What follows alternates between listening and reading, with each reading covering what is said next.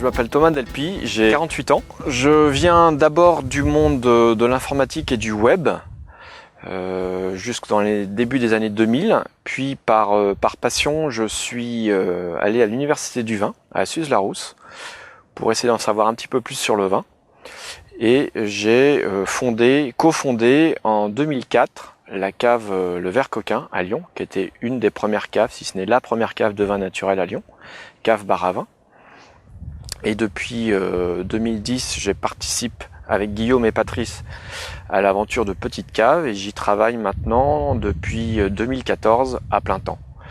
Je suis donc un peu par connaissance du vin le garant de la sélection de petitecave.com.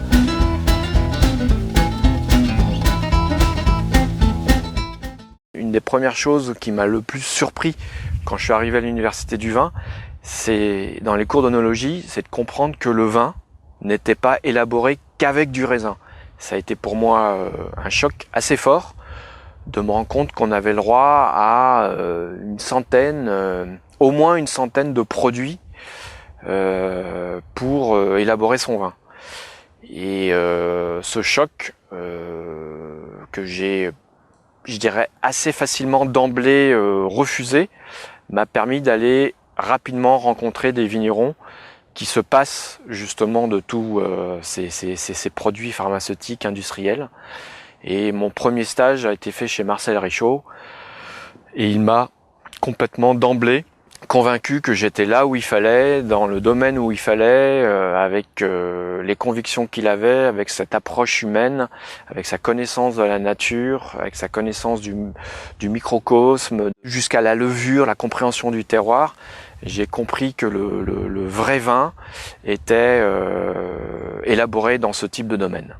J'ai la chance depuis toutes ces années d'avoir rencontré beaucoup de vignerons avec qui on travaille aujourd'hui. J'essaye tous les ans de continuer à déguster beaucoup de choses, à découvrir des nouvelles choses, à apporter la nouveauté sur le site de petitecave.com parce que on a besoin de continuer à évangéliser sur la partie vin naturel.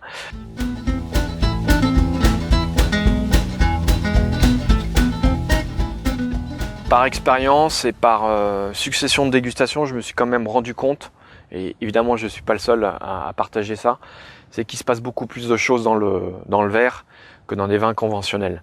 Il faut savoir que les sulfites, si on ne parle que des sulfites, c'est un peu une espèce de chape de béton qui vont bloquer les arômes les plus fins, qui viennent de la minéralité d'un sol, qui viennent de la qualité du raisin, qui viennent du travail du vigneron. Et ces arômes les plus fins, on va pouvoir les sentir, les percevoir, presque les toucher tactilement dans un verre, en bouche, et on va parler de complexité, on va parler de palette aromatique beaucoup plus large, beaucoup plus variée, beaucoup plus surprenante. D'une bouteille à l'autre, le vin va bouger, le vin va vivre, on n'aura pas la même chose. Donc ouvrir une bouteille de vin naturel, c'est partir à chaque fois à la découverte de quelque chose, c'est ouvrir ses sens, c'est être curieux, se remettre en question, et c'est ça la magie du vin naturel. Pour moi, c'est ça la magie du vin naturel, vraiment. De par mon métier, d'avoir tenu le Vert Coquin pendant toutes ces années, je suis allé sur le terrain, je suis allé voir les gens. Et c'est ça aussi petitecave.com, c'est pas uniquement choisir des vins sur un catalogue en se disant on va les vendre, c'est aussi aller voir les gens, les vignerons, les vigneronnes, les gens qui sont sur place, ce qu'ils font, le travail, la masse, le volume, leur réflexion, leurs doutes, c'est rencontrer ces gens-là. Et ça reste des humains, et devant la nature, ils sont d'une humilité, c'est des gens d'une extrême sensibilité, et ça me touche. Et parce qu'on va le retrouver dans le verre, dans la bouteille.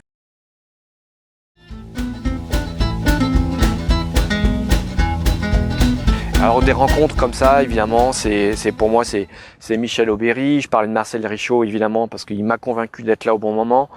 Michel Aubéry parce que c'est une personnalité à part entière. C'est évidemment la première fois, je m'en souviendrai évidemment toute ma vie. Thierry Allemand qui m'emmène, il dit tiens, j'ai un rendez-vous chez Pierre Auvernois, viens avec moi.